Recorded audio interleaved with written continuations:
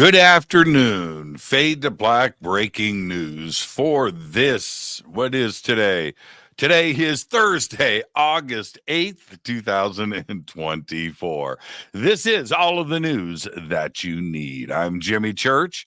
All right, tonight on Fade to Black, Melanie Aguirre is with us. Quantum Disclosure Project. And coming up after the news today at 2:30 p.m. Pacific time, I will be back with Christina Gomez and Mysteries with the History. So we'll see everybody at 2:30 p.m. Pacific time. All right, let's get straight to it. We do have a major announcement. That is Contact at Sea, the cruise to Alaska, which is September 6th through the 13th. We've got a few extra rooms. Ship is sold out. All right, ship is sold out. The cruise line has given us a few extra rooms at a discount, $500 off per person. Go now to the links below and sign up and come and join me on the cruise to Alaska. Use my name too, Jimmy Church. Yeah, that's what you should do. Egypt is coming up, and that tour is October 3rd through the 14th. Again, sold out, but you can get on the waiting list and also sign up for 2025. The links for that are below. Forbidden Knowledge. And then coming up in November, Peru and Bolivia with Brian Forrester. Once again, a tour that has been sold out for 6 months. We have a couple of extra seats that have become available. I think they are still available. And you can click on the links below and come and join me in Peru. I'm going to go see the world. Come and join me the second half of 2024. We have a busy news day today. Let's get straight to it. On this day in history, 1988, NWA launched their debut album, Straight Outta Compton, and the world changed. That's right. On this day in 1988. Fader fact, a group of horses in the wild will not go to sleep at the same time. At least one will stay awake to stand guard and keep watch. And that is your fader fact. Horses are smart. Yeah. Let's get to the breaking news. This is huge. UAP caucus co-chair Representative Anna Paulina Luna just announced, and I quote, "We are for sure doing a UFO hearing this fall. We'll hopefully get it on the books for September and or October, but we are doing one for sure." End quote. Huge news. It's about time. I've been waiting for this announcement. Now you've got it.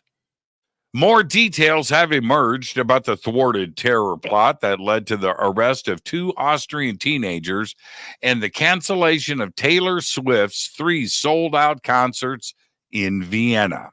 Following the arrest of the 19-year-old and 17-year-old male suspects, Austrian officials said the terror plot was planned for either Thursday or Friday's show, and that the suspects' aim was to kill as many people as possible outside of the concert venue. That's because they couldn't afford tickets to get inside. Bomb-making materials were found at the home of the 19-year-old suspect. Vienna was the second to last stop on the European leg of the Eras tour, which concludes next week with 5 shows at London's Wembley Stadium. These shows are still scheduled to proceed with extreme heightened security. Mass bleaching of more than, check this, 50 million sponges in New Zealand was the largest event of its kind ever recorded and is estimated to have cut the population by close to half, a new study reports.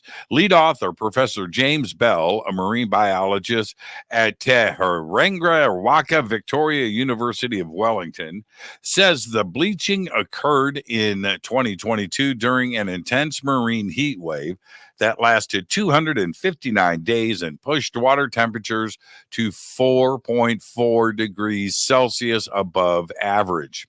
The bleaching event occurred along 1,000 kilometers of coastline and saw the cup-shaped sponge turned from their usual chocolate brown in color to bright white. The study is published in the journal Global Change Biology. Well, it was bound to happen. And it did. Because gone is the bullhorn. Instead, New York emergency management officials have turned high-tech using drones to warn residents about potential threatening weather. With a buzzing sound in the background, a drone equipped with a loudspeaker flies over homes, warning people who live in basement or ground floor apartments about impending heavy rains. Now, this is what they said, quote, "Be prepared to leave your location." That's right.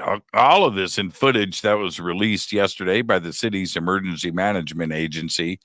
And then the announcement continued with, if flooding occurs, do not hesitate. Leave your location. About 5 teams with multiple drones each were deployed to specific neighborhoods prone to flooding. Zach Iskol, the city's emergency management commissioner, said the messages were being relayed in multiple languages, and they were expected to continue until the weather impacted the drone flights. Wow, that is straight out of the movies. China has begun building their huge satellite internet constellation in low Earth orbit. A Long March 6A rocket lifted off from the Taiwan Satellite Launch Center in North China yesterday, carrying 18 Qianfan, which means 1,000 sails, satellites. Everything went well, according to the Chinese Aerospace Science and Technology Corporation. Elon Musk, Starlink, already has permission to deploy 12,000 spacecraft in low Earth orbit, and it has applied for approval for another, check this, 30,000 on top of that. That's 42,000 Starlink satellites in low Earth orbit. China's Qianfan won't be quite as big, but they are planning for 14,000. Think about that. All of that in low Earth orbit. Absolutely incredible. Qianfan is about 100 miles outside of Starlink, by the way. Astronomers have discovered that red dwarf stars can produce stellar flares that carry far ultraviolet, far UV radiation levels much higher than previously believed. The discovery suggests that the intense UV radiation from these flares could significantly impact whether planets around red dwarf stars can be habitable. The study, published in the monthly notices of the Royal Astronomical Society, challenges existing models of stellar flares and exoplanet habitability, showing that far UV emission from flares is, on average, 3 times more energetic than typically assumed and can reach up to 12 times the expected energy levels. So much for that. That's right. And finally, I'll leave you with this. Markings on a stone pillar at Göbekli Tepe likely represent the world's oldest solar calendar, created as a memorial to a devastating comet strike. Fresh analysis of V-shaped symbols carved onto pillars at the site has found that each V could represent a single day. This interpretation allowed researchers to count a solar calendar of 365 days on one of the pillars, consisting of 12 lunar months plus 11 extra days.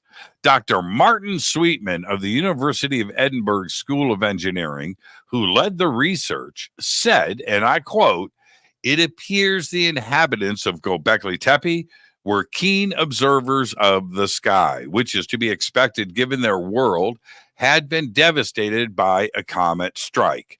This event might have triggered civilization by initiating a new religion and by motivating developments in agriculture to cope with the cold climate. Possibly, their attempts to record what they saw are the first steps towards the development of written languages." Wow. The research is now published in Time and Mind. That's a big news day. Seriously. There you go. There's all the Fade to Black breaking news that you need for this Thursday, August 8th, 2024. Fade to Black breaking news is produced by Renee Neumann. I'm Jimmy Church. Coming up at 2:30 p.m. today, Pacific time, I will be on with Christina Gomez and Mysteries with the History. And then later on tonight on Fade to Black, Melanie Aguirre is with us, and I'm wearing her T-shirt. But for now, all I've got is Go Back Late Happy.